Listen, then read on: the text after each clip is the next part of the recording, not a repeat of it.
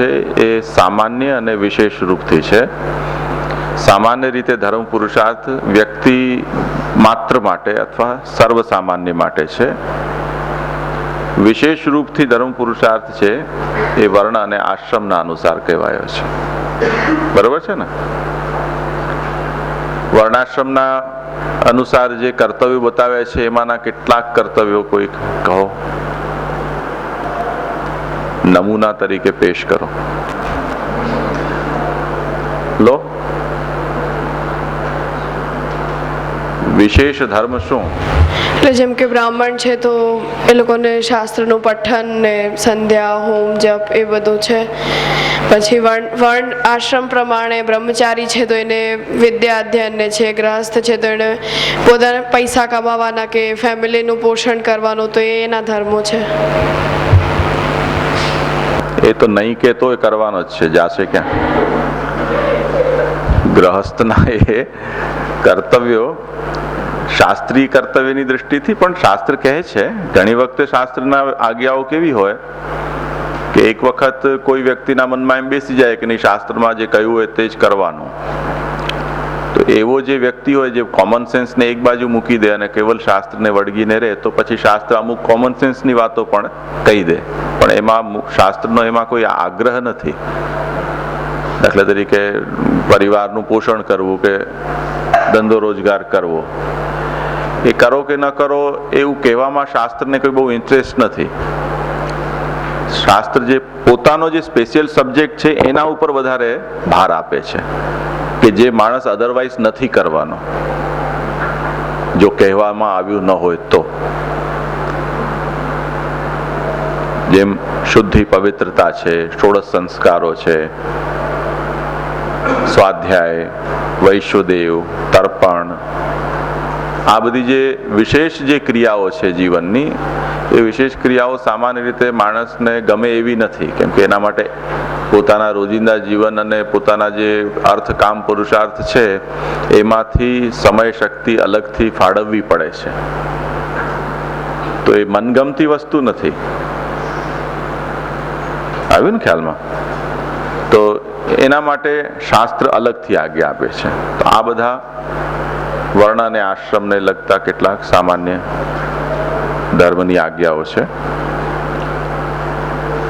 તો આપણે જોયું કે ધર્મ પુરુષાર્થનું સામાન્ય સ્વરૂપ એટલે શાસ્ત્રમાં બતાવેલું સ્વરૂપ અને ચતુશ્લોકીમાં પુષ્ટિમાર્ગીય ધર્મ પુરુષાર્થનું સ્વરૂપ શું હોય છે. ચતુશ્લોકીમાં શ્રી મહાપ્રભુજી એટલું ઓર સ્પેસિફિકલી કહ્યું છે કે આ કૃષ્ણ સેવા સિવાય બીજો કોઈ ધર્મ પુષ્ટિમાર્ગીનો ક્યારે પણ અને ક્યાંય પણ હોતો નથી. એકમાત્ર કૃષ્ણ સેવા એ જ ધર્મ પુષ્ટિમાર્ગીનો છે. હવે આ સંદર્ભમાં અહીંયા એક સવાલ એ ઊભો થાય છે કે બાલબોધમાં અત્યારે જ આપણે જોઈ ગયા કે જો સ્વધર્મનું પાલન તમે નહીં કરો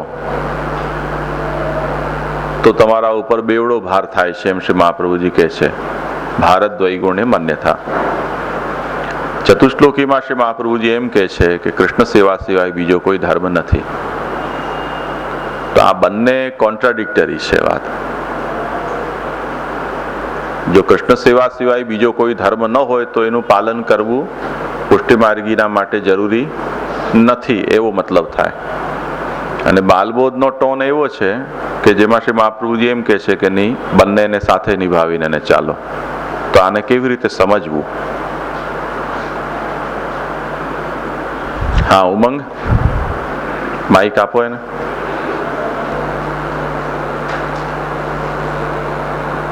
અગર કોઈ એવો ધર્મ હોય જે ભગવત સેવામાં અડચણ કરતો હોય તો આપણે એને છોડી શકીએ, એમ સમજવું. બરોબર. બીજું કોઈ? તું માઇક પાસે આવી જા, માઇક ના આવે તો બાલબોધ એવું છે ને કે ફર્સ્ટ સ્ટેપ છે. જેમ એક કોરો કટ માણસ હોય એને ખબર નથી કે એને ક્યાં જવું, જેમ બસ સ્ટેન્ડે ઊભા હોય ને કોઈ વ્યક્તિને ખ્યાલ ના હોય કે મારે કઈ બસ પકડવી છે ને ક્યાં પહોંચવું છે, તો એના માટે ફર્સ્ટ સ્ટેપ છે. એટલે એને એવું કહેવામાં આવ્યું છે કે આ નહીં કરે તો પછી તને બે તરફથી એ થશે. જ્યારે ચતુશ્લોકીમાં એક ક્લિયર થઈ ગયું છે કે પુષ્ટિ માર્ગીય છે જ, અને એના માટે પછી એ વસ્તુ આવે છે કે એના સિવાય પ્રભુ ભક્તિ સિવાય એનો બીજો કોઈ એ નથી હોતો. એટલે તારો કહેવાનો મતલબ એ છે કે પ્રાઇમરી સ્ટેજ હોય તે વખતે આપણે બધું કરવાનું, અને પછી એડવાન્સ સ્ટેજ હોય તે વખતે છૂટી જાય તો વાંધો નહીં, કે મૂકી દેવાનો. કહેવાનું એવું નહીં, સમય અને સંજોગો પ્રમાણે એ પણ કરવું જરૂરી છે, બટ જ્યારે આ સ્ટેજ પર હોય ત્યારે આ જ કરવાનું એમ. બરાબર. હા, કૃપા માઇકમાં બોલતું.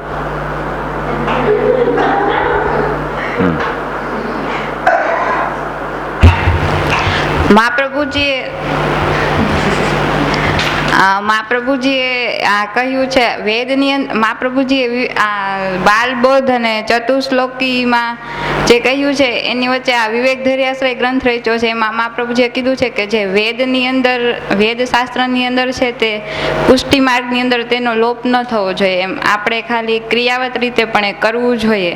એમાં આશ્રયની અંદર એ નિરૂપણ કર્યું છે. એટલે આપણે જે વેદની અંદર જે કહ્યું છે આપણે જે એ આપણે કરવું જરૂરી છે એમ. તો આ ત્રીજીઓ ફણગો ફૂટ્યો આમાંથી. તો આનો સમન્વય કરવો પડશે.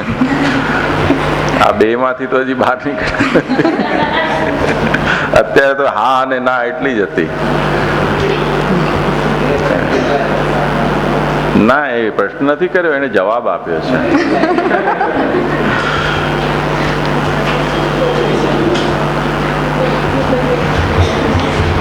એણે કુર્યાદ ઉચ્ચાવચાન્યપી કિંવા પ્રોક્તેન બહુના શરણમ ભાવયે ધરીમ.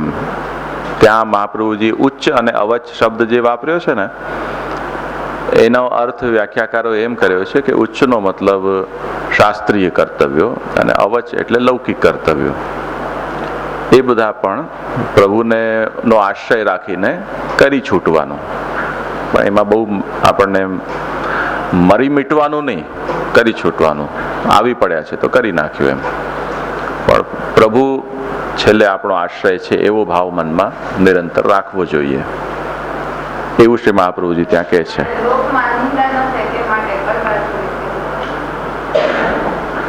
આ તારી વાત કહે છે કે તું મહાપ્રભુજીની કહે છે? નહીં, વાંચ્યું ભલે છે પણ એ મહાપ્રભુજીએ લખ્યું છે કે કોકે લખ્યું છે? આ એક જુદી વાત છે. જો કેટલીક વાત એવી હોય કે જેમાં વ્યક્તિને કેસ બનાવી અને એના સામર્થ્ય અનુસાર કોઈક વાત કહેવામાં આવતી હોય ને એક સર્વસામાન્ય સિદ્ધાંતનો ઉપદેશ કરવામાં આવતો હોય. જો આપણે એમ કહીએ કે ભાઈ લોક નિંદા ન થાય એટલા માટે આ કરવાનું છે, તો કોઈ વ્યક્તિ એમ કહે મને લોક સાથે કોઈ લેવા દેવા નથી, તો બોલો મારે શું કરવાનું? એવું થઈ શકે ને? કોઈ માણસ ન કરે લોકની પરવા તો એના માટે પાછું અલગથી કહેવાનું? તો કેટલીક વાતો કોઈ વ્યક્તિ કે એની પાત્રતાને અનુલક્ષી અને એને ઉપદેશ આપવામાં આવતો હોય છે કે સલાહ આપવામાં આવતી હોય છે. કેટલાક નિયમો સર્વસામાન્ય છે. કોઈકને તો કૃષ્ણ સેવા કરવામાં એ લોકો નિંદા થતી હોય તો શું કરવાનું? ચતુશ્લોકીને અભય ચડાવી દેવાનું? થાય ને એવું? એવા ઘણા બધા લોકો છે કે હમણાંથી ભગતડો થઈ ગયો, તો સેવા કરે તો એ લોકનિંદા થઈ જાય. તો લોકનિંદાથી આપણે શું શું મૂકવાનું? કંઈક તો પકડવું પડે કે નહીં? તો આ રીતે સમજો. ઠીક છે, તો મૂળ વાત ઉપર આવો કે હા ગોપાલદાસ ત્રણે સિન્થેસિસ કંઈક નવી વાપે છે, બહુ સરસ. હા, ઇરશાદ ચાલ. જેમ આપે કાલે કહ્યું હતું એમ કે મહાપ્રભુજી આ ગ્રંથ નારાયણ દાસ માટે રચ્યો છે, તો એના પોઈન્ટ ઓફ વ્યૂથી મહાપ્રભુજી આ ગ્રંથ રચ્યો છે. તો એ પુષ્ટિ માર્ગમાં એનું કોઈ પહેલા હતું નહીં, પોતે પહેલા માણસ હતા પુષ્ટિ માર્ગના એના ફેમિલીમાં. તો એમને એટલું નોલેજ હતું ને એમને બહારનું નોલેજ હતું, જે શાસ્ત્ર છે ને એ છે. એટલા માટે મહાપ્રભુજી આમાં શાસ્ત્રની ને બધી વાતો વેદની ને વાત કરી છે. અને જે આપણે સેવાની વાત આવે તો આપણે જે શ્રાદ્ધ છે અને બ્રાહ્મણો જે સંધ્યા ને બધું કરે એ બધું આપણે કરવું. બ્રાહ્મણો એમ શું કામ કહો છો? ક્ષત્રિયો વાણિયાઓ બધાય કરવાની છે. અમારા જે સંધ્યા ને બધું જે કરવાનું હોય છે એ આપણે કરાય, પણ એ જે આપણે કરતા હોય તો જે સેવામાં વિઘ્ન ના આવવો જોઈએ છે. અચ્છા, સેવામાં વિઘ્ન, સેવા આપણે આપણી પહોંચી, ઠાકોરજીનો ક્રમ આપણે પહોંચીને પછી એ બધું જે આપણો ટાઈમ હોય એમાં ટાઈમ પાસ ન કરતા આપણે એ જે આપણે શાસ્ત્રની આજ્ઞા છે એનું પાલન આપણે કરવું જોઈએ છે. બરોબર. અધર્મ છે તો પણ નાન્ય કાપી કદાચ એમ કીધું ને, એ ધર્મ નથી ક્યારે પણ ક્યાંય નથી. એ ધર્મ ને જે પણ એ તો મનુષ્ય ધર્મ છે ને, જે તો એ તો હવે જેમ શ્રાદ્ધ છે જે, તો એ બધું તો આપણે કરવું જ પડે છે. આપણે ઠાકોરજીની સેવા કરીએ છીએ પણ આશ્રય આપણો ઠાકોરજી જ છે. નહીં, મારો પોઈન્ટ એ છે કે સેવા સિવાય બીજું કંઈ પણ ક્યાંય ધર્મ નથી પુષ્ટિ માર્ગીનો. આ સેન્ટેન્સનો મતલબ શું થાય? આચરણ કોનું કરવું જોઈએ? ધર્મનું કરવું જોઈએ. હવે જો ધર્મ નથી તો તમારી પાસે એને છોડવાની છૂટ મળી ગઈ ને. અનનેસેસરી તમે એને બોજો માથે ઉપાડીને ફરી રહ્યા છો, એવો મતલબ થાય કે નહીં એનો?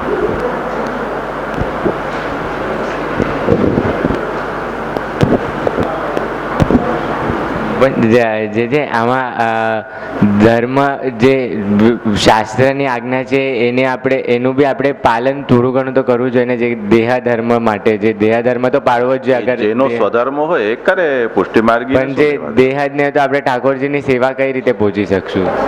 તો કેમ શું? જે જ્યારે દેહાદ નહીં હોય તો પછી આપણે સેવા કઈ રીતે પહોંચી શકશું? તો દેહાધર્મ તો પાળવો જરૂરી છે ને. જે દેહ ધર્મ પાળવો જરૂરી છે. એટલે માની લો કોઈ સંધ્યા ન કરે, કોઈ બ્રાહ્મણ કે કોઈ ઠક્કર કે કોઈ શાહ, બધાને લેવાના છે. માની લો કે ન કરે સંધ્યા તો એને શું તકલીફ થાય? શાસ્ત્રે કીધું છે કે અહરહ સંધ્યામ ઉપાસિત, રોજ સંધ્યા કરવી જોઈએ. એ વાત બિલકુલ સાચી છે. મહાપ્રભુજી પણ કહે છે કે ભાઈ કૃષ્ણ સેવા સદા કર્યા, સદા કૃષ્ણ સેવા કરવી જોઈએ. હવે સંધ્યા કરવાનું કીધું છે પણ કોઈ નથી કરતો, શ્રાદ્ધ કરવાનું કીધું છે પણ કોઈ નથી કરતો, પણ કૃષ્ણ સેવા કરે છે તો એને શું મુસીબત શું આવી પડે એના માથે? હા છે માઇક અહીંયા, આ લેડીઝ માઇક છે. જ્યાં સુધી બ્રાહ્મણ કે કોઈ પણ ક્ષત્રિય જ્યાં સુધી હું પણ છું, એટલે અભિમાન છે કે હું બ્રાહ્મણ છું કે હું ક્ષત્રિય છું, ત્યાં સુધી એને એ બધા ધર્મ ફોલો કરવા કમ્પલસરી છે. પણ એક વખત જ્યારે પૂર્ણ ઠાકોરજીમાં આશ્રિત થઈ ગયો તો પછી એ બધું ન કરે તો એનો કોઈ પાપ કે કાંઈ નથી. આદિત માઇકમાં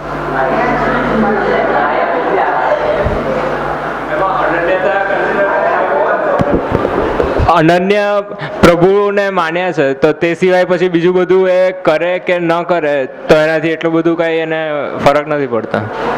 જો એનું અનન્ય કૃષ્ણ સેવા એનો ધર્મ એ અપનાવે તો બીજું બધું એના માટે એકદમ કમ્પલસરી લેવલ પર નથી બની જતું.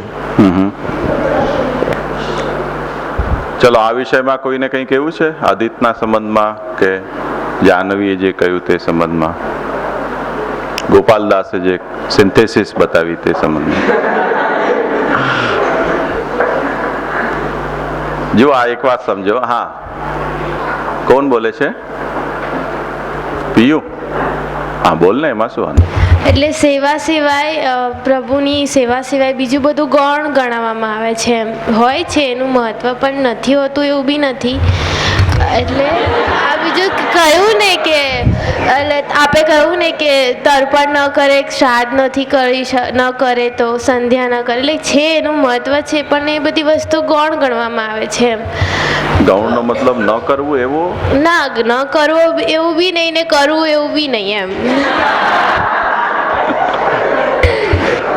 તે તો આને ગૂંચવી નાખ્યું બહુ વધારે.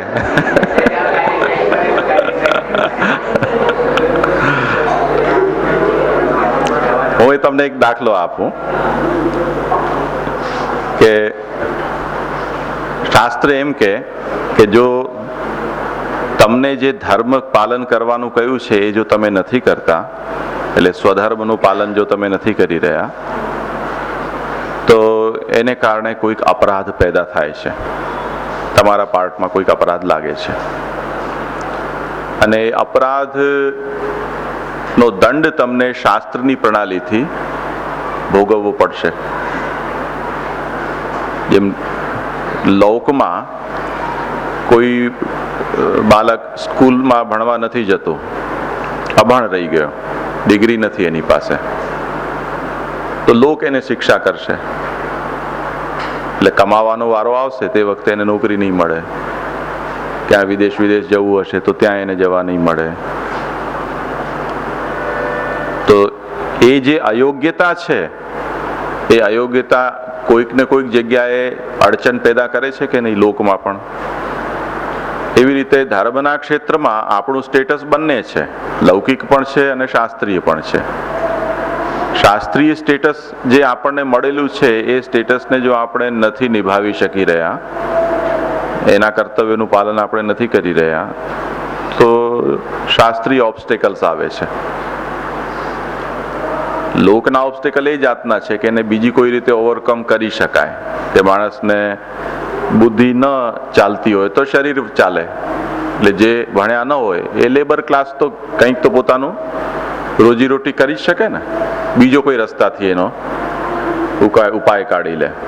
અને શાસ્ત્રીય અપરાધ એવી જાતના છે કે એમાં જો તમને તમારા ભાગે આવતા કર્તવ્યનું પાલન નથી કરતા અને બીજા જન્મમાં તમને કોઈ બિલાડી કે ઉંદેડું બનાવી દીધું શાસ્ત્રે, તો શું? તમારી યાત્રા અટકી ગઈ ને. હવે તમે જે પુષ્ટિ ધર્મની દુહાઈ આપી રહ્યા છો કે ભાઈ હું એટલા માટે અમે નથી કરતા, અમે તો પુષ્ટિ માર્ગી છીએ, અમે તો ભક્તિ કરી રહ્યા છીએ, હવે ઉંદેડા બનીને શું ભક્તિ થવાની? આપણે ત્યાં એક વાર્તામાં આવે છે એવું કે રૂપાપુરિયા કરીને એને ભક્ત હતા, અને એ ઠાકુરજી એના ઉપર એટલા પ્રસન્ન રહેતા કે એકદમ ઊંચી કરીને એવા અવાજથી બેસુરા અવાજે ગાતા તો પણ ઠાકોરજીને મજા આવતી, એટલે એમના ઉપર કૃપા હતી. પણ એ રૂપાપુરીઓ એક વખતે એ પ્રસાદ લઈ રહ્યા હતા, એની અંદર દેવદ્રવ્યનો પ્રસાદ એમનાથી ભૂલથી ખવાઈ ગયો, અને એ પ્રસાદ ભૂલથી ખવાયો, એનો અપરાધનો દંડ એમને મળ્યો કે બીજો જન્મ કૂતરાનો થયો. બોલો હવે શું કરવું? હવે બધી સેવા એક બાજુ મુકાઈ ગઈ ને. હવે ભાવ કરી શકે, કીર્તન તો કઈ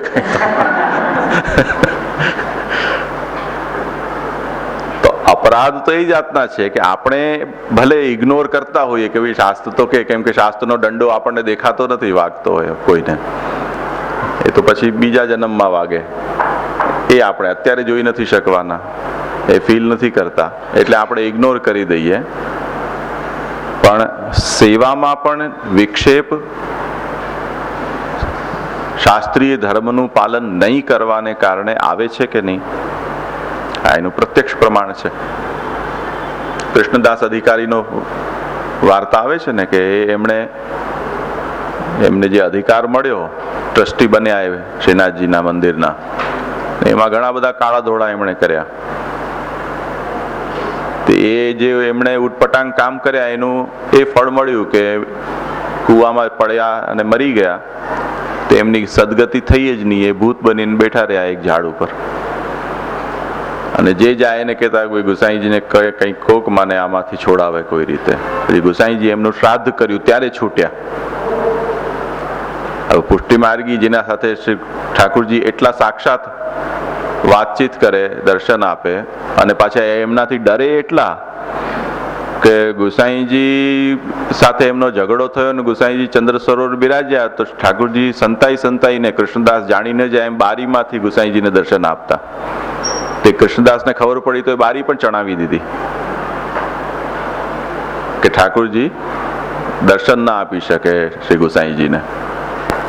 અને ગુસાઈજી પાછા એટલું માન આપતા કે કૃષ્ણદાસ કે નહીં ત્યાં સુધી હું ન જઈ શકું. એ કૃષ્ણદાસની આવી દશા થઈ તો અટકી ગઈ કે નહીં યાત્રા?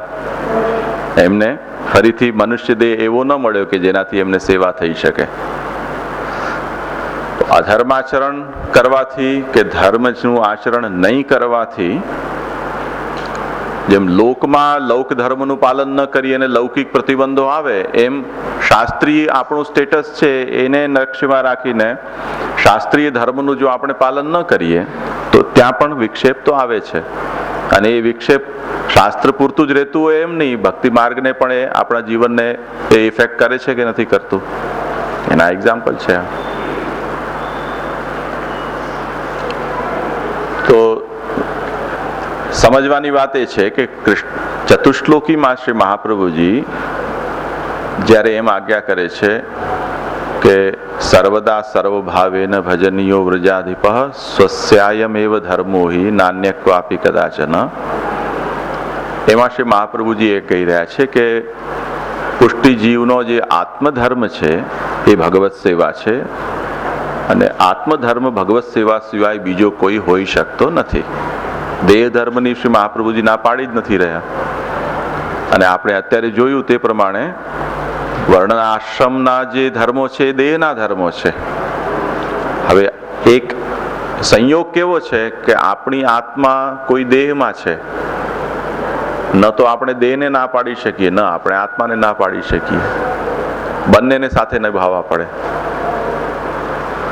જેમ કોઈ મહેમાન આપણે ત્યાં આવે આ એકાદશીના, એ મહેમાન એક વ્યક્તિ છે એ ફલાહાર કરતો હોય, બીજો ફલાહાર ન કરતો હોય, મને માફક નથી આવતું, તબિયત બગડી જાય છે, તો એને માટે આપણે બંને પ્રકારનું રાંધવું પડે ને, ફલાહારનું પણ અને વગર ફલાહારનું પણ, સામાન્ય અન્નનું.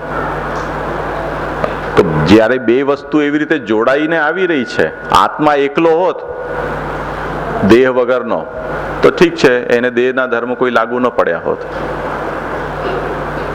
દેહ દેહનું કરે ને આત્મા આત્માનું કરે, એમ મિક્સ ન થાય. પણ જ્યારે બે ભેગા થઈને આવે છે તો મહાપ્રભુજી એમ કહે છે કે બંનેને ખેંચો. એમાં ખેંચતાણ થાય, કોઈ વખતે દેહના ધર્મ વધારે પ્રોમિનેન્ટ થઈ જાય, કોઈ વખતે આત્મધર્મ પ્રોમિનેન્ટ થઈ જાય. તમારે પણ એવું થતું હશે ને કે તમે સ્કૂલ સિવાયની કોઈ બીજી એક્ટિવિટીમાં પાર્ટ લેતા હો તો સ્કૂલની એક્ટિવિટી ને એ બંને વચ્ચે તમારે ખેંચતાણ થઈ જાય. જેમ તમે અત્યારે નાટકમાં ભાગ લેતા હો તો તમારે એમાં કંઈક બંને જગ્યાએ કંઈક છોડવું પડે ને. એક્ઝામ આવી જાય ત્યારે બીજી વસ્તુને છોડવી પડે, એક્ઝામ ન હોય તે વખતે સ્કૂલને થોડું તમે એકાદ બંગ મારી દો, એવું કરી શકો. તો એવી ખેંચતાણ ચાલે છે. પણ મહાપ્રભુજી કહે છે કે એને નભાવ્યા સિવાય છૂટકો નથી, કેમ કે આ દેહ અને આત્મા બંને જોડાયેલા છે. એટલે તો હવે એમાં કરવું શું, કોને વધારે ભાર આપવો, એટલો જ ખાલી સવાલ છે. નભાવવું બંને પડશે. ત્યારે મહાપ્રભુજી એમ કહે છે કે આપણને દેહના ધર્મોમાં કે લોકના ધર્મમાં બહુ આસક્તિ નહીં રાખવી, કેમ કે અલ્ટિમેટલી તમને જેનાથી તમને લાભ મળશે એ આત્મધર્મ છે. દેહ ધર્મ આત્મધર્મ જ્યાં સુધી એમાં અડચણ પેદા ન કરે તેટલા પ્રમાણમાં તેવા ટાઈમમાં તમારે એને એકોમોડેટ કરી લેવાના તમારા લાઈફસ્ટાઈલમાં. એટલે એનો સામાન્ય મતલબ શું થયો કે પ્રભુ સેવા સિવાયના સમયમાં બીજા કર્તવ્યોનું પાલન કરવું, અને ભગવત ધર્મ છે એને અંતરંગ સમજી અને એને મુખ્ય રૂપથી એનું પાલન કરવું જોઈએ. આ એનો સાર છે. તો ચતુશ્લોકી અને બાલબોધમાં આ બે વાતને આપણે સમજીએ. આ જ વાત મહાપ્રભુજીએ બાલબોધમાં અંતમાં કહી છે કે તમને મોક્ષ મેળવવો છે અને શિવ વિષ્ણુની ભક્તિથી તમને મોક્ષ મળી શકે, પણ તમે તમારો જે વર્ણાશ્રમ ધર્મ છે એને આ ભક્તિના બહાને ગુડ બાય નથી કહી શકતા, કેમ કે નહીં તો એ મોક્ષના માર્ગમાં પણ અડચણ પેદા કરશે. તબિયત ઠીક છે ને? તો નહીં તો મોક્ષને પણ અટકાવી દેશે. આ એવી વસ્તુ છે. એટલે બંનેને સાથે નભાવીને ચાલવું જોઈએ, પણ મુખ્યતા આત્મધર્મની છે. ચલો આગળ હવે. હા,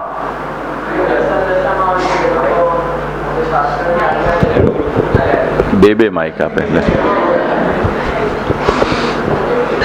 જે ભક્ત વ્યસન દશામાં છે એ શાસ્ત્રની આજ્ઞા થોડી ઓછી પાડે તો ચાલે એવું બને? એ કેમ કે હોશો હવાસમાં છે જ નહીં. વ્યસનનો મતલબ જ એ છે કે જે વ્યક્તિ પોતાના હોશો હવાસમાં ન હોય એને પોતાને જ ખબર નથી કે હું શું કરી રહ્યો છું અને શું નથી કરી રહ્યો, એટલે એના પાસેથી બહુ વધારે કોઈ એક્સપેક્ટ પણ ન કરે. એ એક્ઝમ્પ્ટેડ છે.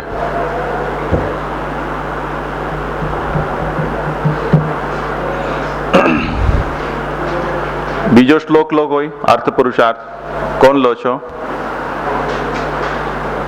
ચતુશ્લોકીમાં પુષ્ટિ માર્ગીનો અર્થ પુરુષાર્થ શું સમજાવ્યો છે? કુંજ.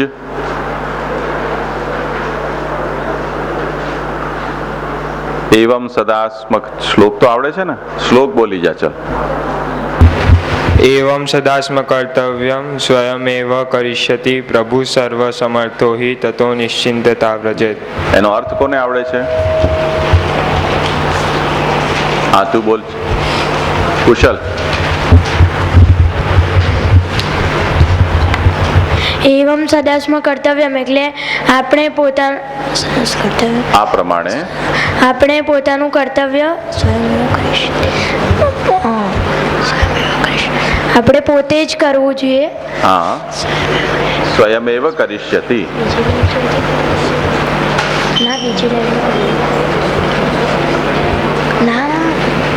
એવમ સદાસ્મ કર્તવ્યમ સ્વયમેવ કરિષ્યતિ. પ્રભુ સર્વસમર્થ છે એટલે આપણે અર્થની ચિંતા કરવાની જરૂર નથી. પ્રભુ પોતે જ બધું કરશે. તતો નિશ્ચિંતતામ વ્રજેત. તેથી ચિંતામુક્ત બની જાઓ. અર્થ પુરુષાર્થના વિષયમાં તમે નિશ્ચિંત થઈ જાઓ, કેમ કે પ્રભુ સમર્થ છે. તો એનો સાર શું નીકળ્યો કે પુષ્ટિ માર્ગીના માટે ભગવાન જ અર્થરૂપ છે, ભગવાન જ એની નિધિ છે, ભગવાન જ એમની સંપત્તિ છે સાચી. તો પ્રભુને મેળવવાનો પ્રયત્ન કરવો જોઈએ, અર્થના પાછળ ગાંડા ન થવું જોઈએ. આવો આશય નીકળ્યો. બાલબોધમાં અર્થ પુરુષાર્થ શું સમજાવ્યો? શાસ્ત્રમાં જે કહ્યું છે કે ભાઈ મનુષ્યને પોતાના નિર્વાહ માટે જે જોઈએ તે પ્રમાણે એની આજીવિકાથી એને અર્થોપાર્જન કરવું જોઈએ. એમાં વર્ણ આશ્રમ અનુસાર શાસ્ત્ર આજીવિકા બતાવે છે કે તમે બ્રહ્મચારી છો તો ભિક્ષા માગીને કરો, ગ્રહસ્થ છો તો નોકરી ધંધો વેપાર શાસ્ત્ર ભણાવો, કે કર ઉઘરાવીને રાજ્ય ક્ષત્રિયની વૃત્તિ કરો, વગેરે વગેરે. અને ચતુશ્લોકીમાં શ્રી મહાપ્રભુજી આજ્ઞા કરે છે ભગવાનને જ પોતાનો અર્થ માનો. ખરો અર્થ ભગવાન છે. હવે આ બેનું બેલેન્સ કેવી રીતે કરી શકાય?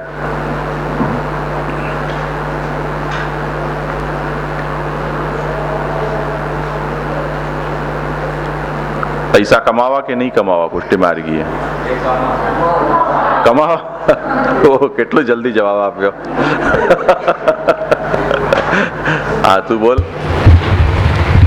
આપણે પૈસા કમાવાના, પણ આપણે જે પણ કમાવીએ છીએ એ આપણે ઠાકોરજીની સેવા માટે જ યુઝ કરવાનું અને એમને જ બધું સમર્પણ કરી દેવાનું. એમ નહીં, એનાથી વધારે રાડું પાડશે, એને મોઢું દબાવ નહીં. હા આપણે કમાવાનું, પણ જે આપણે જે કમાઈએ એ આપણે ઠાકોરજીની સેવા માટે અને એમના જ એટલે સેવા માટે જ યુઝ કરવાનું, બીજા કોઈ આપણા લૌકિક કાર્ય માટે યુઝ નહીં કરવાનું.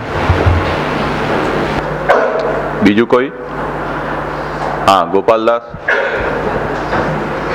તું લઈને જ બેઠો છે માઈક. હા ચાલ બોલ. એ જે આપણે ધન સંપત્તિ કમાવી જોઈએ જે કે જેનાથી આપણો જીવન નિર્વાહ થઈ શકે, જેનાથી આપણી ડે ટુ ડે લાઈફ આપણે જીવી શકીએ. પણ આપણી જે લાઈફ હોય છે સંપત્તિથી આપણે જે આપણી લાઈફ જીવે છે એ ઠાકોરજીને સમર્પિત હોવી જોઈએ, કારણ કે ઠાકોરજીને આપણી પાસેથી કોઈ એક્સપેક્ટેશન નથી કે આ મને આ રીતે રાખે કે સારી રીતે રાખે. એ તો આપણી સેવા ગમે એમ એક્સેપ્ટ કરશે. એટલા માટે આપણે આપણા જીવન માટે જે રેગ્યુલર આપણી ડે ટુ ડે લાઈફ છે, રોટી કપડાં ને મકાન, એટલા માટે જ આપણે તારે રોટી કપડાઓ મકાન ક્યારનું ચાલે છે? 3 મહિનાથી. એટલા માટે જ આપણે કમાવી જોઈએ. એક કીર્તન આવે છે એમાં ઠાકોરજી પોતાના એક્સપેક્ટેશન બતાવે છે. તમે સાંભળ્યું હશે, ભોગ શૃંગાર યશોદા મૈયા વિઠ્ઠલ ના થકે હાથ કો ભાવે, અને એમાં એમ કે છે કે ભાઈ તું તો મારાથી માખણ મીઠી સંતાડી રાખે છે ને એ તો મને હોંશે હોંશે ખવડાવે છે. તો ઠાકોરજી કંઈક એક્સપેક્ટ તો કરતા હોય એવું લાગે છે, સાવ ન હોય જે પણ એ તો સંતાડીને રાખે છે એટલે એક્સપેક્ટ કરે, જે પણ ન હોય તો ઠાકોરજી એ પણ ના હોય તો ઠાકોરજી તો આપણે એ ભાવથી આપણે ઠાકોરજીને સમર્પિત કરીએ તો ઠાકોરજી એક્સેપ્ટ કરી લે છે. જે એક સ્ટોરી હતી, જે નામ હું ભૂલી જાઉં છું, પદ્મનાભદાસજી હશે મોટે ભાગે, જેમાં ચણા મમરા, મોસ્ટ કરંટ એક્ઝામ્પલ છે.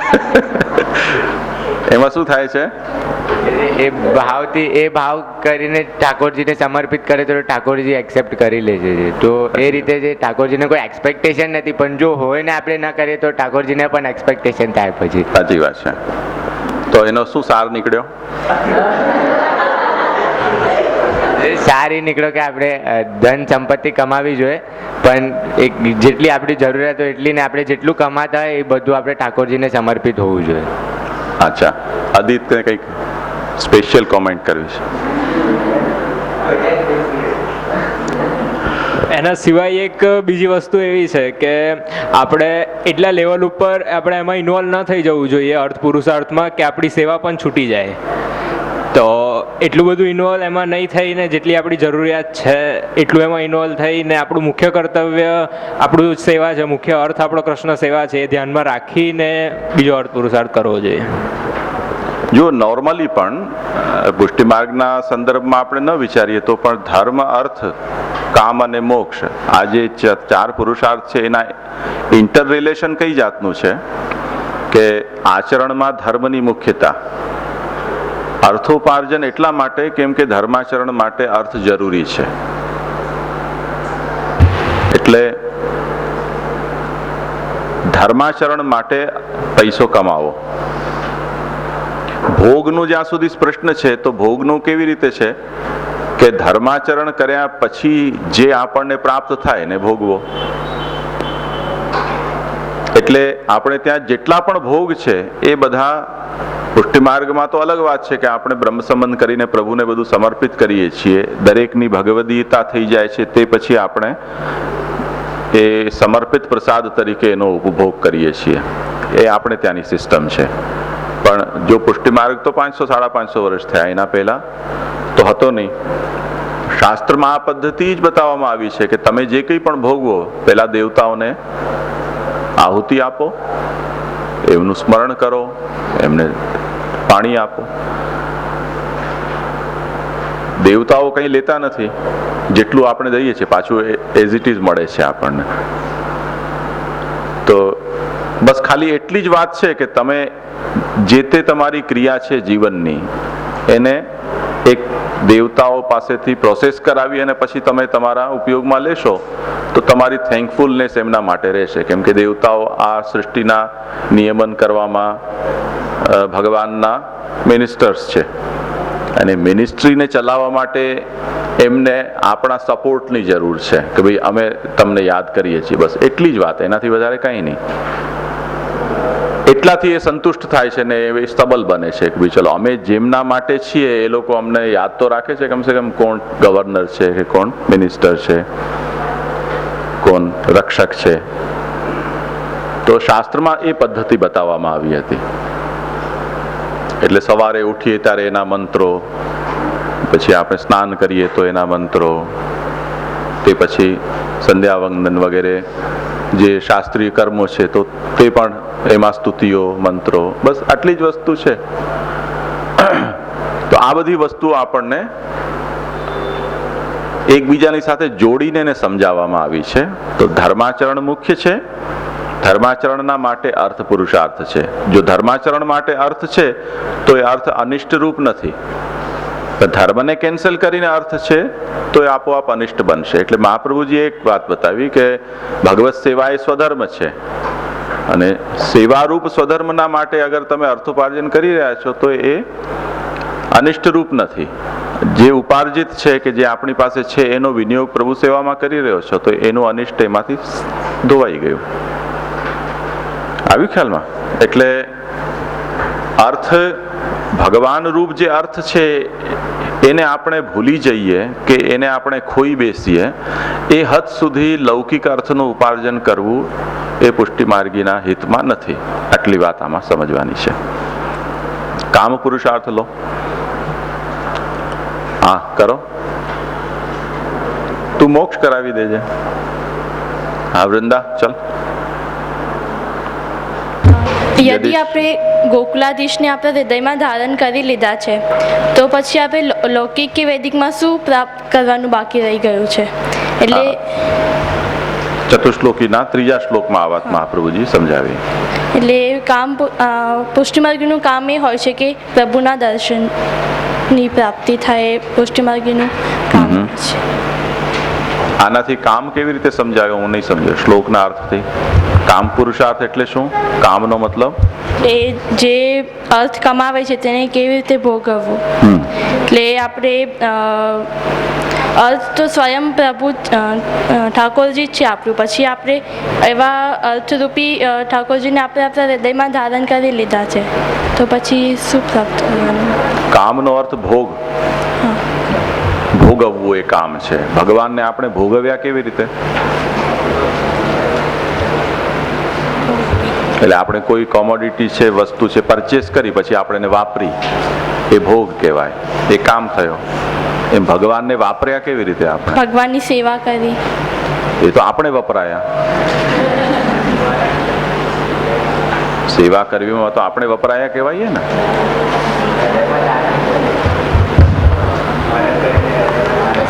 તો એનાથી શું થયું? હૃદયમાં ધારણ કરવાથી ભોગવાયા કેવી રીતે?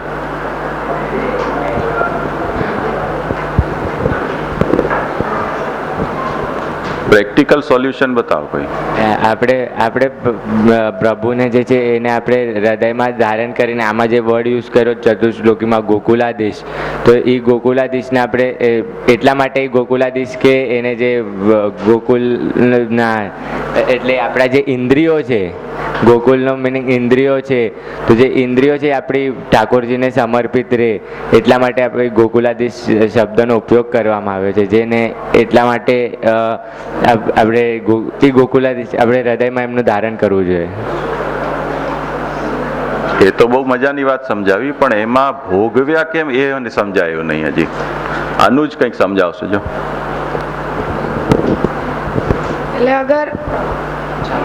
એટલે અગર આપણે ઠાકોરજીની સેવા કરીએ તો ઠાકોરજી આપણા ઉપર પ્રસન્ન થાય ને આપણને જે મોકો મળ્યો કે આપણે એમની સેવા કરી એ જ આપણું કામ છે ને. કામ એટલે વર્ક ના, કામ ઇન ધ સેન્સ કે આપણો ભોગ એ જ આપણું ભોગ છે કે આપણા ઉપર ઠાકોરજી પ્રસન્ન થયા અને આપણને આપણા આવા દેહમાં પધાર્યા, મતલબ આપણા દેહમાં પધાર્યા ને આપણને એમની સેવા કરવાનો મોકો મળ્યો, એ જ મેઇન કામ છે, એટલે ભોગ છે આપણો. અચ્છા. નહીં તો એમાં જે ભોગ શબ્દનો અર્થ છે એ કેવી રીતે એપ્લિકેબલ થાય છે? મારો સવાલ એ છે. જેમ આંખથી આપણે કોઈ સારું પિક્ચર જોઈએ તો આંખનો ભોગ થયો કહેવાય, આંખે ભોગ કર્યો કહેવાય. સ્વાદિષ્ટ વસ્તુ આપણે જમીએ તો આપણી જે રસના ઇન્દ્રિય છે, જીભ છે, એણે ભોગ કર્યો કહેવાય. કાનથી સારું સાંભળીએ કે કોઈ સુવાળો સ્પર્શ હોય એને આપણે અડીએ, ફૂલ છે કે કંઈ, તો આપણા ચર્મેન્દ્રિય છે એણે કંઈક ભોગ કર્યો કહેવાય. એવી રીતે જો ભગવાન પુષ્ટિમાર્ગીનો કામ છે તો ભગવાનને આપણે ભોગવીએ છીએ કે ભગવાન આપણને ભોગવે છે?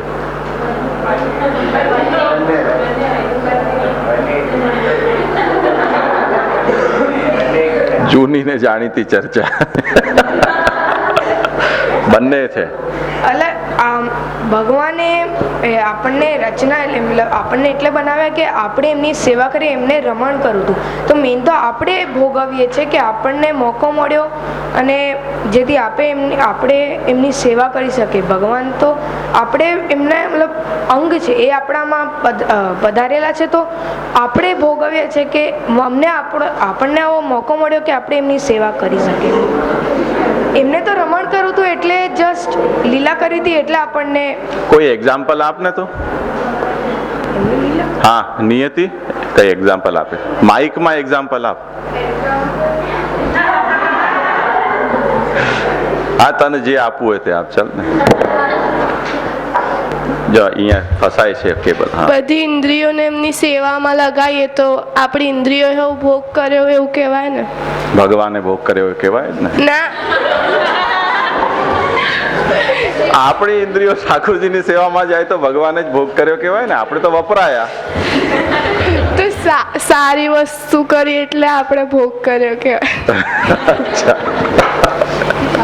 સારી વસ્તુ કરી એટલે ભોગ કર્યો. આ નવી ડેફિનેશન છે, એ દિશામાં હજી મેં વિચાર્યું નથી, વિચારી લઈશ. હા તું બોલ. જેમ આપણે હમણાં જ કીધું ને કે આપણે પિક્ચર જોઈની જગ્યાએ આપણે ઠાકોરજીના દર્શન કરીએ, શ્રવણ કરીએ, સ્મરણ કરીએ, એને ભોગવ્યું કહેવાય છે. અને જે એક્ઝામ્પલ એટલે એક નોકર અને માલિકનું એક્ઝામ્પલ છે, બંને એકબીજાને ભોગવે છે. એ કેવી રીતે? હા પણ એને એલોબોરેટ કરતું. એક્ઝામ્પલ તો સરસ છે પણ કેવી રીતે એ સમજાવો. અરે એટલે જે નોકર જે છે એના સાંભળો જરા. નોકર જે છે એના માલિકનું કામ કરીને ભોગવે છે, અને માલિક જે છે એ નોકરને પગાર આપીને, એટલે ઉલટું જે છે ઉલટું. હજી કોઈ ઓર આપો એક્ઝામ્પલ. હા તું બોલ ભાઈ. નોકર માલિક એક્ઝામ્પલ નથી આપતો જય, પણ ઠાકોરજી છે, શ્રી કૃષ્ણ છે, સચ્ચિદાનંદ છે, પ્લસ સદાનંદ છે, સર્વત્ર આનંદમય છે. તો એ વસ્તુ એટલે કે એમની સેવા આપણે કરી શકીએ છીએ. આપણને ઠાકોરજી એટલા એબલ સમજ્યા કે આપણે સચ્ચિદાનંદ સ્વરૂપ, જે સદાનંદ સ્વરૂપ છે, એને આપણે સેવા કરીએ છીએ, તો એ જ આપણો ભોગ થયો.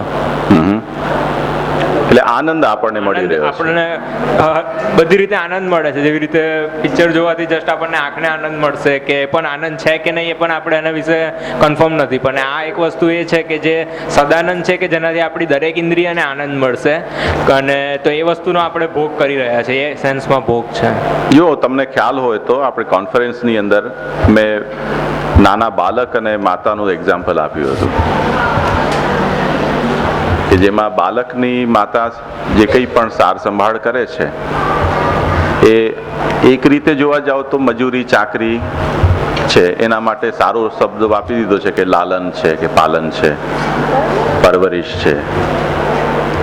તો એવા શબ્દો છે, એનાથી એની એક મજૂરી જેવું સ્વરૂપ નથી, પણ એ બાળકનું જે લાલન પાલન કરે છે એમાં માતાને એક જાતનો આનંદ, સંતોષ કે એની લાગણી સંતોષાય છે, એવો અનુભવ થાય છે કે નહીં? તો એક પાર્ટ એવો છે કે માતા યદ્યપી બાળકની સેવા કરી રહી છે, પણ એ સેવામાં પણ એને કોઈક જાતનો આનંદનો અનુભવ થઈ રહ્યો છે. તો અલ્ટિમેટલી માણસ જે કંઈ પણ ભોગવે છે એ શું ભોગવે? એમાંથી જે સુખ મળે છે એને જ તો ભોગવે છે માણસ. દુઃખને તો ભોગવવાની ઈચ્છા બહુ ઓછાને થતી હોય, પણ એ દુઃખને જે લોકોને થાય એમને પણ એ દુઃખમાં સુખ અનુભવાય એટલે ભોગવે છે. જેમ કોઈ સ્થૂલ કાય હોય એ ભૂખમરો વેઠતો હોય પાતળા થવા માટે, તો એ પાતળા થવાનું સુખ એને ભૂખમરામાં પણ મળી રહ્યું છે, એટલે એ ભૂખમરો પણ વેઠતો હોય છે. એવી રીતે માણસ અલ્ટિમેટલી સુખની કામના કરે છે, આનંદની કામના કરે છે. એપેરેન્ટલી આપણને એમ દેખાય છે કે આપણે સેવા કરીએ છીએ તો આપણે કોઈકના ફેવરમાં કંઈક કરી રહ્યા છીએ, એટલે એ વ્યક્તિ ભોગતા છે અને આપણે ભોગીએ છીએ. પણ અગર એ સેવારૂપી ક્રિયામાં આપણે આનંદનો અનુભવ કરી રહ્યા છીએ તો બંને પ્રોસેસ બંને જગ્યાએ ચાલી રહી છે, કે આપણે પણ ત્યાંથી કંઈક મેળવી રહ્યા છીએ, કંઈક ભોગવી રહ્યા છીએ. નોકર શેઠના એક્ઝામ્પલમાં મેં એ વાત કહી હતી કે જે વખતે નોકર આપણે રાખીએ તે વખતે આપણી ટર્મ્સ હોય કે બોલ આટલા વાગે આવીશ, આ કામ કરીશ, આ કરવું જ પડશે, આમ બધું જ આપણે જોર જોરથી બોલીએ. પછી 6 મહિના 12 મહિના નીકળે પછી એ પોતાના ટર્મ્સ કોટ કરે. હું કાલે 7 વાગે આવીશ, બધું જ કપડાં વાસણ તૈયાર રાખજો. તમારા ટાઈમે નહીં આવું, એટલે આપણે એ પ્રમાણે એકોર્ડિંગલી એની સેવા કરવાની. એટલે થોડા સમય પછી નોકર છે એ માલિક બની જાય, એવું થાય છે ને. અને આપણે એને ચલાવીએ પણ છીએ. એવી રીતે ઠાકોરજીના સંબંધમાં પણ એવું જ છે કે આપણે શરૂઆતમાં વન વે પ્રભુના તરફ આપણી સેવાનો પ્રવાહ ચાલે છે. તે વખતે પ્રભુ એકદમ વટમાં છે કે ભાઈ આમ ટાઈમ નથી, ફુરસત નથી, ઈચ્છા હશે તો કરશું, નહીં તો નહીં કરીએ. પણ જે વખતે આપણા પ્રેમ વશ પ્રભુ થઈ જાય તે પછી આપણા ટર્મ્સ પ્રમાણે ઠાકોરજી ચાલે છે. એટલે આપણે જગાવીએ ત્યારે જાગે, આપણે પોઢાવીએ ત્યારે પોઢે. એ જાતનો પ્રભુ પોતાનો સ્વભાવ પ્રકટ કરે. એમ આપણે ત્યાં એક એક્ઝામ્પલ આવે છે એવું કે એક વખત ઠાકોરજીને અનવસર થયા અને અનવસરમાં આપણે ત્યાં એવો નિયમ છે કે ઠાકોરજી બિરાજે ત્યાંથી શૈયા મંદિર સુધી એક વસ્ત્ર બિછાવવામાં આવે, પેંડો એને કે જેથી ઠાકોરજીને કડક ભૂમિનો સ્પર્શ ન થાય ચરણારવિંદને, એના ઉપરથી પધારે. તો અનવસર કરતી વખતે એ ભૂલી ગયા બિછાવવાનું. હવે આપણે ત્યાં જે ઠાકોરજીનું બિરાજવાનું સ્થાન અને શૈયા મંદિર બહુ લેવિશ લેવલ ઉપર સેવા થતી હોય તો પણ 15-20 ફૂટથી વધારે દૂર ન હોય એ જગ્યા.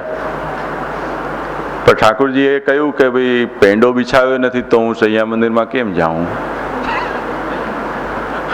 મારે નીંદર તો આવે છે, સૂવું છે, પણ પેંડો બિછાવવાનું ભૂલાઈ ગયું છે. ઠાકોરજીને આપણે એવી આદત પાડી છે કે ભાઈ હું તમને જેવી રીતે લાડ લડાવું તેવી રીતે તમારે એવા એટલા સોફિસ્ટિકેટેડ થઈ જવાનું. હવે ઠાકોરજી રોજ પેંડો બિછાવતા બિછાવતા ઠાકોરજીના ચરણને એવી આદત પડી ગઈ કે જમીન ઉપર તો પગ મૂકી જ ન શકે. હવે એક દિવસ ભૂલી ગયા છો તો ઠાકોરજી હવે એક્સપેક્ટ કરે છે કે નહીં, હવે તમે કેમ કે એવી રીતે મને આદત પાડી છે તો તે પ્રમાણે હવે હું ટેવાઈ ગયો છું. આમ ગાયો વાયો ચરાવતા મારે પગમાં જૂતા પણ ન હોય અને ગોખરું ને કાંકરા વાગતા હોય તો કોઈ પ્રોબ્લેમ નથી. પણ તમારા ઘરમાં અનવસરમાં મારે સિંહાસન ઉપરથી શૈયા મંદિર સુધી જવું હોય તો પેંડો બિછેલો હોય તો જ જાઉં, નહીં તો ન જાઉં. હવે આમાં પ્રભુ આપણાથી અભ્યસ્ત થઈ ગયા છે એ રીતે. તો શરૂઆતમાં એવું છે કે આપણે પ્રભુને અનુકૂળ થઈએ છીએ અને પછી પ્રભુ આપણા અનુકૂળ થઈ જાય છે. એવી સ્થિતિમાં આપણે પ્રભુનો ભોગ કરીએ છીએ. નિમ્રજ ગોપીમાં એક કીર્તન આવે છે ને કે છછિયાભર છાછ પે નાચ નચાયો. ઠાકોરજીને છાછ દૂધ છાછ 9 લાખ ગાયો નંદરાયજીની છે, એમને દૂધ છાછની શું કમી હોય? પણ કોઈ વ્રજભક્તના ઘરે જાય અને કહે કે ભાઈ છાછ પીવી છે કે ભાઈ થોડું નાચો પછી આપો, નાચીને બતાવો. તો આ કઈ જાતનું છે કે ભક્ત ભગવાનનો ભોગ કરી રહ્યો છે. પ્રેમવશ ભગવાન એવા થઈ ગયા છે કે એમના અધીન છે. તો અહીંયા કામમાં પણ એ જાતનું છે કે આપણે ત્યાં જે પ્રભુની સેવા છે એ સેવા શબ્દથી જો વિચાર કરો તો આપણે સેવક છીએ, આપણે ભોગ્ય છીએ, ભગવાન સેવ્ય છે, ભગવાન ભોગતા છે. પણ એ સેવા અગર પ્રેમ સહિત થઈ રહી છે તો પ્રભુ ભક્તવશ્યતા પ્રકટ કરી અને આપણે પ્રભુને ભોગવીએ એવી છૂટ ભગવાન આપણને આપે છે. એટલે સખ્ય જે છે એ એક કક્ષાની વાત છે. દાસ્યમાં કેવું છે કે આપણે પ્રભુ માટે છીએ અને સખ્યની અંદર સખ્ય સમાનતા વચ્ચે આવે. તો દાસ્ય કરતા કરતા એવો પ્રેમ પ્રભુમાં થાય કે પ્રભુ સિંહાસન ઉપરથી ઉતરીને આપણે બેઠા હોઈએ ત્યાં આપણા બાજુમાં બિરાજી શકે, જેમ અર્જુનના સારથી બન્યા તે રીતે. તો હવે એ લીલા છે કે જેમાં ભક્ત પણ ભગવાનને ભોગવે, જેમ ભગવાન ભક્તને અત્યાર સુધી ભોગતા આવ્યા છે તેમ આ કામ છે. તો પ્રિન્સિપલી એ વાત તો સ્પષ્ટ છે કે કામનો મતલબ આપણી દેહ, ઇન્દ્રિય, પ્રાણ, અંતઃકરણ, ઘર પરિવાર, ધન સંપત્તિ આ બધાનો પ્રભુમાં વિનિયોગ થાય એ પુષ્ટિ માર્ગીની કામના છે. એ ઈચ્છાના રૂપમાં કે ભગવાન આ બધું ભોગવે. પણ ભગવાન એવું નથી ભોગવતા કે જેમાં ભક્તને કોઈ સુખ ન હોય. જેમ આપણે ઘોડા ગાડી ઉપર બેસી અને લગાવો ચાબુક, એની ખેંચો એની લગામ, ઓ બિચારો ઘોડો દુખી દુખી થઈ જાય. એ ભોગ કેવો છે કે જેમાં ભોગવનારને તકલીફ છે. પણ ભગવાનનો ભોગ એ જાતનો છે કે જે ભગવાન ભોગવે છે તો એમાં ભક્તને પણ કોઈક જાતનો ભોગ સિદ્ધ થઈ જાય છે. એ જાતનું કામ પુષ્ટિમાર્ગી કામ છે. તો મોક્ષ લો. હવે કોણ કરાવે છે મોક્ષ? નિયતિ કરાવે છે. ચલ કરાવ, માઇકમાં મોક્ષ કરાવજે. અત સર્વાત્મના શશ્વત ગોકુલેશ્વર પાદયો સ્મરણમ ભજનમ ચાપી ન ત્યાજ્યમ ઇતિ મે મતિ. એટલે આપણે ભગવાનના ચરણનું સ્મરણ અને છોડવાનું નહીં, એ જ આપણો મોક્ષ કહેવાય. એમ ચરણ અને બીજું શું? નથી. સ્મરણ અને સેવા. ભજન અને સ્મરણ છોડવું નહીં, એ જ આપણો મોક્ષ છે. નિરંતર સ્મરણ અને ભજન પ્રભુનું ચાલ્યા કરે, ક્યારે પણ છૂટે નહીં. એ અવસ્થા પુષ્ટિ માર્ગી માટે મુક્તિ જેવી અવસ્થા છે. અને બાલબોધમાં મોક્ષ શું સમજાવ્યો? જીવન અને મરણના ચક્રથી છૂટી જવું. એ જે મોક્ષ છે એ કયા જાતનો ને આ મોક્ષ કયા જાતનો? આ પુષ્ટિ માર્ગીનો મોક્ષ છે, પેલો બધા માટે સામાન્ય પ્રકારનો મર્યાદા માર્ગનો મોક્ષ છે. તો આ ડિફરન્સ છે. હવે સવાલ એ છે કે તો પછી ધર્મ અર્થ કામ મોક્ષનું સ્વરૂપ મહાપ્રભુજી આપણને એમ સમજાવતા હોય કે કૃષ્ણ સાથે જોડાયેલી જ બધી વસ્તુ ધર્મ અર્થ કામ કે મોક્ષ હોય, તો બાલબોધમાં તો એવી કોઈ વાત આવતી નથી. તો બાલબોધ પુષ્ટિ માર્ગીના માટે એને લાગે કે વળગે બાલબોધને? આ સવાલ આપણો હવે લાસ્ટ છે. એનો શું ઉત્તર? એને કાંઈ લાગે વળગે નહીં? તો આપણે શું કામ આ 2 દિવસ સુધી વાત કડાકૂટ કરી રહ્યા છીએ? અને નારાયણદાસ કાયસ્થને પુષ્ટિ માર્ગ કેમ સમજાઈ ગયો બાલબોધથી, એ પણ એક બહુ મોટો કોયડો છે. તો હા, ગોપાલદાસ,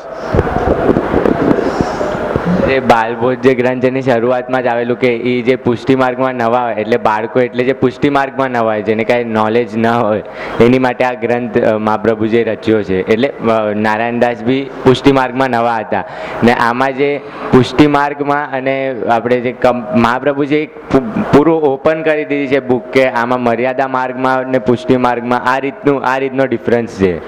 એનાથી નારાયણદાસને પુષ્ટિ માર્ગ જે ધર્મ છે એ સમજાઈ ગયો, પૂરી રીતે એમને સમજાઈ ગયો. એટલે એ નટશેલ શું કહેવા માંગે છે મહાપ્રભુજી આનાથી? એટલે મહાપ્રભુજી ઇન શોર્ટ એમ કહેવા મહાપ્રભુજી આમાં છે ને કે નવા જે બી હોય પુષ્ટિ માર્ગમાં એ લોકો માટે એ લોકો કયા એંગલથી પુષ્ટિ માર્ગને જોઈ શકે, એટલે આ પુષ્ટિ માર્ગનું ઇન્ટ્રોડક્શન છે. જસ્ટ આમાં પુષ્ટિ માર્ગનો એક સ્ટાર્ટિંગ પોઈન્ટ દેખાડ્યો છે કે તમે કેમ પુષ્ટિ માર્ગમાં ને બીજા બધા રીતે ફરક શું છે, એ રીતે શું છે. આ વાત આવી ખ્યાલમાં? જેમ પુરુષાર્થ આપણે સાંભળીએ તો ધર્મ અર્થ કામ મોક્ષ, એમ આપણે એનો 4 શબ્દ સાંભળી લીધા. પણ એને ફરી પાછા આપણે જોયું તે પ્રમાણે આસુરી કે પ્રવાહી જ મનુષ્ય છે એ ધર્મનો કંઈક બીજો મતલબ સમજે છે. શાસ્ત્ર પુરુષાર્થનો કંઈક બીજો અર્થ સમજાવે છે અને ભક્તિ માર્ગ કંઈક બીજો અર્થ સમજાવે છે. તો તમે ખાલી શબ્દ ઉપર જઈને કઈ નિર્ણય ઉપર પહોંચી ન શકો. એ શબ્દના જે અર્થ છે એ અલગ અલગ એંગલથી અલગ અલગ અર્થ થઈ રહ્યા છે. તો તમે કયા સ્ટેન્ડ પોઈન્ટથી ધર્મ બોલ્યા, તમે કયા અર્થમાં અર્થ પુરુષાર્થ બોલ્યા, એ તો તમારે નક્કી કરવું પડશે ને. એટલે કોઈ પુષ્ટિ માર્ગી મને મોક્ષ મળશે, હું જન્મ મરણના છેડામાંથી હું છૂટી જઈશ એવું વિચારીને પુષ્ટિ માર્ગમાં આવે તો બિચારો મરી જાય ને. એવું તો કંઈ મળવાનું છે નહીં અહીંયા. જો ખરેખર ભગવાન એના ઉપર કૃપા થઈને એને સ્મરણ ભજન એને આપી દે કે તારે તો દરેક જન્મમાં આ જ કરવાનું છે, તો કે હું તો એમ વિચારતો હતો કે હું જન્મ મરણમાંથી છૂટું એટલે આવ્યો ને અહીંયા તો કંઈક મને ફરી પાછું જન્મ મરણમાં બંધાવવાનું કહો છો તમે. એટલે પુષ્ટિ માર્ગમાં ધર્મ શું નથી, અર્થ શું નથી, કામ શું નથી અને મોક્ષ શું નથી, એ વાત ક્લિયર કટ સમજાઈ જાય એટલા માટે શ્રી મહાપ્રભુજી આપણને બાલબોધ ગ્રંથ સમજાવે છે. એ તમે આ પુરુષાર્થના ભેદને સમજી જાઓ કે પુષ્ટિ માર્ગ ધર્મ કોને કહે છે અને કોને ધર્મ નથી કહેતો, પુષ્ટિ માર્ગ કોને અર્થ કહે છે કોને અર્થ નથી કહેતો. આ 4 પુરુષાર્થો પુષ્ટિ માર્ગીના માટે અલગ છે બાલબોધમાં શ્રી મહાપ્રભુજીએ કેવલ એટલું સમજાવ્યું છે કે પુષ્ટિમાર્ગીના ધર્મ અર્થ કામ મોક્ષ પુરુષાર્થો શું નથી એ વાત સમજાવી છે.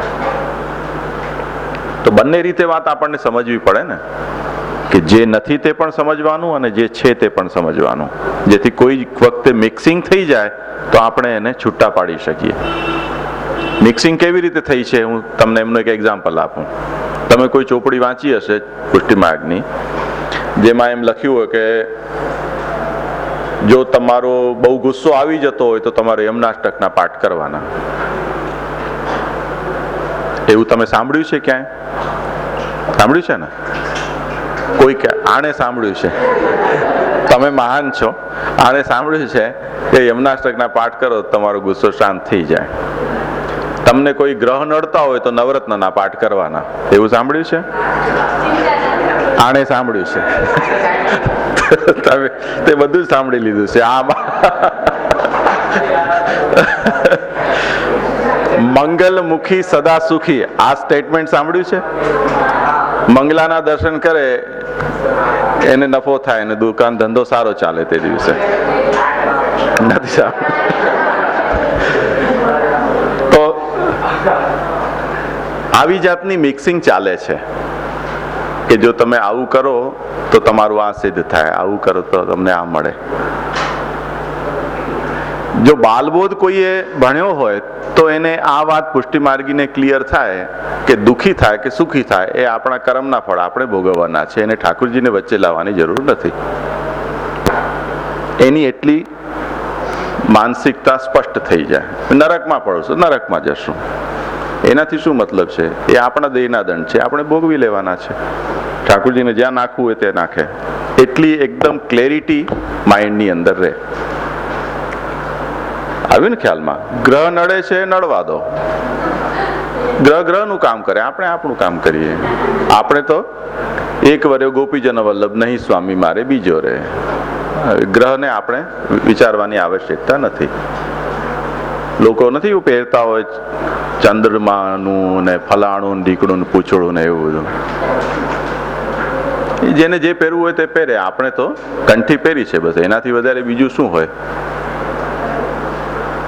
આ વાતને અહીંયા સમજવી જોઈએ કે ભાઈ તમારું લક્ષ્ય શું છે? તમારા લૌકિક પ્રતિબંધોનો નાશ થાય અને લોકમાં તમે સુખી થાઓ એ તમારું લક્ષ્ય છે? તમે મિલિયનિયર કે બિલિયનિયર બની જાઓ, ટાટા અંબાણી બની જાઓ એ તમારું લક્ષ્ય છે? કે તમને કોઈ નિર્વાણ મળી જાય બુદ્ધ જૈનની માફક એ તમારું લક્ષ્ય છે? કે તમે બહુ મોટા કર્મકાંડી તરીકે કે બહુ મોટા સોમયાજી તરીકે તમે પ્રસિદ્ધ થઈ જાઓ એ તમારું લક્ષ્ય છે? કે તમે આટલા તીર્થોની યાત્રા કરી આવ્યા, 4 ધામની યાત્રા કરી આવ્યા, જેમ હાજી યાત્રા કરે એટલે હાજી પોતાના આગળ વિશેષણ લગાડે કે હાજી છે, હાજી સાહેબ. એમ મેં 3 પરિક્રમા, લીલી પરિક્રમા કરી 84 કોષની. એવી રીતે આપણે કોઈક આપણા લક્ષ્યો બાંધી રહ્યા છીએ તો મહાપ્રભુજી કહે છે કે તમે ભીત ભૂલ્યા છો. ગુજરાતીમાં કહેવાય છે ને, તમે તમારા લક્ષ્યથી ભટકી ગયા છો. આ બધા લક્ષ્ય પુષ્ટિમાર્ગીના ન હોય કે ભાઈ આટલા સોમયજ્ઞ કરવાના, કે આટલા તીર્થોની યાત્રા કરવાની, આટલા મંત્રો જપવાના, કે આટલા જગ્યાએ દેવ મંદિરોમાં પૂજા કરાવવાની, કે આટલા બ્રાહ્મણો જમાડવાના. આ જે છે એ બધા પુષ્ટિમાર્ગી પુરુષાર્થ કે પુષ્ટિમાર્ગીની માનસિકતા નથી. પુષ્ટિમાર્ગીની માનસિકતા એ છે કે સ્વધર્મ કૃષ્ણ સેવા છે. કૃષ્ણ મારો અર્થ છે, મારે એક અર્થને કમાવવું છે. કૃષ્ણ મને ભોગવે એ મારી કામના છે, એમાં હું મારો ભોગ માનું છું. અને આ સેવા સ્મરણથી જે ચક્ર ચાલ્યા કરે એ જ મારો મોક્ષ છે. એ અહીંયા થાય તો અહીંયા, નરકમાં થાય તો નરકમાં પણ મને આ જો ન છૂટતું હોય તો મને ત્યાં પણ મુક્તિનો અનુભવ થાય છે. આવી સ્પષ્ટતા દિમાગની પુષ્ટિમાર્ગીને હોવી જોઈએ. એટલે પુષ્ટિમાર્ગીનું લક્ષ્ય શું નથી એ વાતને સમજાવવા માટે બાલબોધ છે. મોક્ષ બહુ ઊંચી વસ્તુ છે, પણ અગર કોઈને મોક્ષની કામના છે તો મહાપ્રભુજી એમ કહે છે કે પુષ્ટિમાર્ગમાં હરગીજ આવતો નહીં. ભોગ ભોગવવા છે તો અલ્ટિમેટ ભોગ ભોગવી શકો એવા ઉપાયો શાસ્ત્ર બતાવે છે. પણ કૃષ્ણ તમને ભોગવે એવી કામના છે તો જ તમે પુષ્ટિમાર્ગમાં આવતા, નહીં તો તમે અહીંયાથી ગેટ આઉટ. અર્થની કોઈ સીમા નથી. આખી પૃથ્વીનું રાજ્ય તમે ભોગવી શકો છો. ભોગવો તમે આનંદથી, પણ એના માટે પુષ્ટિ માર્ગમાં કૃષ્ણને શું કામ પકડો છો? પુષ્ટિ માર્ગ એના માટે નથી. પુષ્ટિ માર્ગમાં તો અર્થ કૃષ્ણ છે. આ દૃષ્ટિથી બાલબોધને સમજવું જરૂરી છે કે જેનાથી આપણને એ સમજાય કે પુષ્ટિ માર્ગ તમને શું નથી આપતો, કે પુષ્ટિ માર્ગમાં તમે જશો તો ક્યાં નહીં પહોંચી શકો. એ આપણા લક્ષ્યને છૂટા પાડીને શ્રી મહાપ્રભુજી સમજાવે છે. તો આ અહીંયા વાત ઉપયોગિતા આ અર્થમાં આની છે. એક સંસ્કૃતમાં ઉક્તિ છે, ઉપાયમ ચિંત્યમાણા નામ અપાયમ અપી ચિંતયેત. કોઈ વસ્તુનો ઉપાય આપણે વિચારતા હોઈએ તે વખતે, એટલે ઉપાય એટલે જેનાથી આપણી ઈચ્છા પૂરી થાય તે, તો વિઘ્નનો પણ વિચાર કરવો જોઈએ કે શું કરવાથી આપણને આપણું મનોવાંછિત ફળ નહીં મળે, એ પણ આપણે વિચારવું જોઈએ. તો ચતુશ્લોકી છે એ ઉપાયનું ચિંતન છે અને બાલબોધ એ અપાયનું ચિંતન છે. એટલે આપણો ગોલ શું છે એ ચતુશ્લોકી બતાવે છે અને આપણો ગોલ શું નથી એ બાલબોધ બતાવે છે. આ રીતે આને સમજો. શું પૂછતો હતો?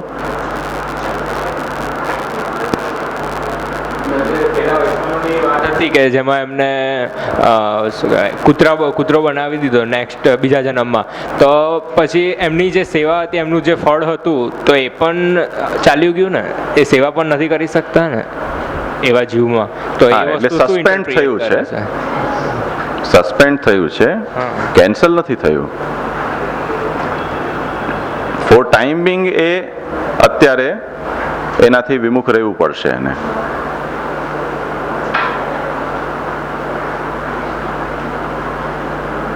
ઠીક છે? તો અહીંયા આપણો બાલબોધ સંપન્ન થઈ રહ્યો છે. બપોરે આપણે 4 વાગે શરૂ કરીશું અને તે વખતે આપણે નવા ગ્રંથથી શરૂઆત કરીશું. અહીંયા